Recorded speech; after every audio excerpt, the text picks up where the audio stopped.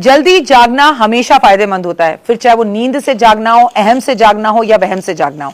नमस्कार, सुस्वागतम, वेलकम, अभिनंदन। मैं हूं आपके साथ आपकी अपनी होस्ट दोस्त डॉक्टर वायरा की। आपका स्वागत अभिनंदन करती हूं आपके, मेरे और माता रानी के इस खूबसूरत से यूट्यूब चैनल पर। कैसा है मेरा ये संसार? दिन दुगनी रात चौगनी, आप तरक्की करें, माता रानी की असीम कृपा मेरे संसार और परिवार पर बनी रहे, आपको कभी किसी चीज की कोई कमी ना रहे। चलिए, कार्यक्रम की शुरुआत हमेशा बिलीव इन कर्मा।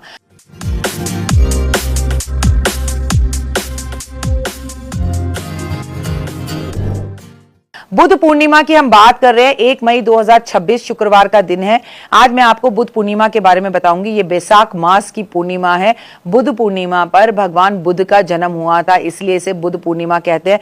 बौद्ध धर्म के लोगों के लिए नहीं बल्कि हिंदू धर्म के लिए भी बुद्ध पूर्णिमा का महत्व बहुत ज्यादा है।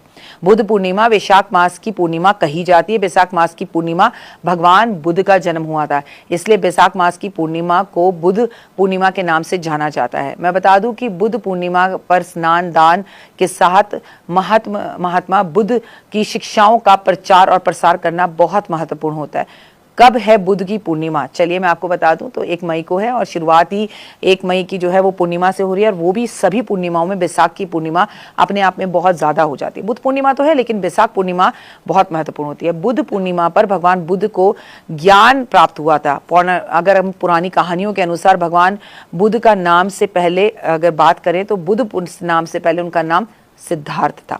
सिद्धार्थ एक राजकुमार थे। गृहस्थ और संपूर्ण वैभव उनके पास था, फिर भी सिद्धार्थ को जीवन का उद्देश्य जानना था। उद्देश्य उन्हें लगता था कि सिद्धार्थ मुझे सत्य की खोज में 7 वर्ष लगाने हैं। 7 वर्ष उन्होंने सत्य की खोज में बिताए, अपने परिवार, वैभव, यश सबको छोड़ा। अंत में वैशाख पूर्णिमा के दिन वह जो है एक बोधि वृक्ष के नीचे उन्हें ज्ञान की प्राप्ति हुई। पौराणिक मान्यताओं के अनुसार इस दिन राजकुमार सिद्धार्थ को बुद्ध के रूप में ज्ञान प्राप्त हुआ, इसलिए इस वैशाख मास को उनका नया जन्म के रूप में माना जाता है, इसलिए इसे बुद्ध पूर्णिमा कहते हैं। तभी तो इस दिन को बुद्ध पूर्णिमा कहते हैं। बुद्ध पूर्णिमा पर भगवान बुद्ध ने खीर खाकर व्रत तोड़ा था, इसलिए इस दिन खीर बनाई जाती है।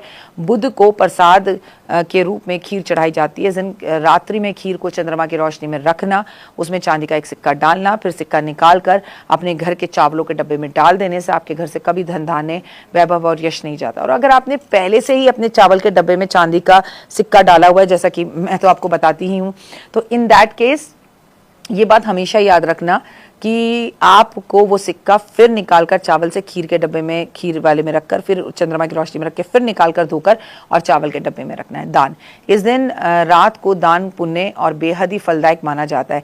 ऐसे में इस मौके पर जरूरतमंद व्यक्तियों को भोजन, वस्त्र और अन्य जरूरत की चीजें देनी चाहिए। ऐसा करने से घर में बरकत आती है। तुलसी पूजन, पूर्णिमा की रात को तुलसी के पौधे के समक्ष घी के दीपक जरूर जलाने चाहिए, उसकी परिक्रमा करनी चाहिए। माँ लक्ष्मी का वास तुलसी में होता है और माँ लक्ष्मी तुलसी जो है वो माँ लक्ष्मी का ही रूप है। सकारात्मक ऊर्जा का संचार होता है, नकारात्मक शक्तियां दूर होती हैं। पीपल के वृक्ष की पूजा इस दिन जरूर करनी चाहिए।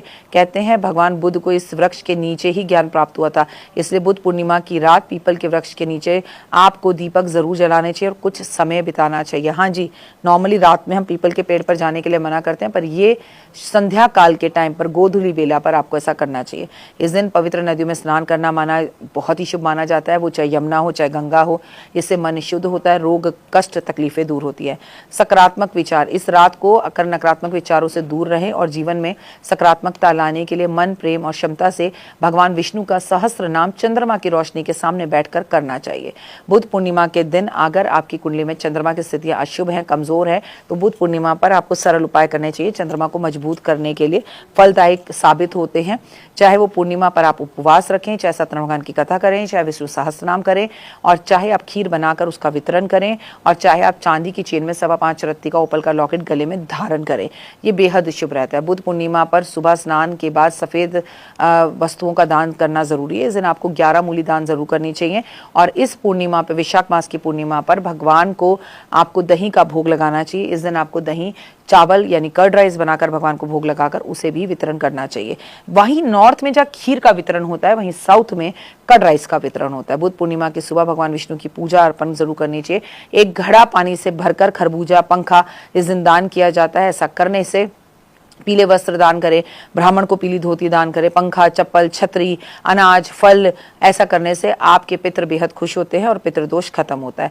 बुध पूर्णिमा पर क्या ना करें, इस दिन बाल ना काटें, नाखून ना काटें, व्यवहार खराब ना करें, किसी का दिल ना दुखाएं, उल्टा ना बोलें, झूठ ना बोलें, बुजुर्ग लोगों का अपमान ना करें, तामसिक भोजन ना करें, पैसे का लेन देन करने से बचें, काले, नीले और गहरे रंग के कपड़े पहनने से बचें, ब्रह्मचर्या का पालन करें, भगवान बुद्ध के आदेशों को जानें। हजार लड़ाई के बाद भी मनुष्य तब तक नहीं जीत सकता तब तक वह अपने ऊपर विजय प्राप्त नहीं कर लेता। सूर्य, चंद्रमा और सत्य, ये तीनों चीजें कभी नहीं छिप सकती, ना सूर्य, ना चंद्रमा, ना सत्य।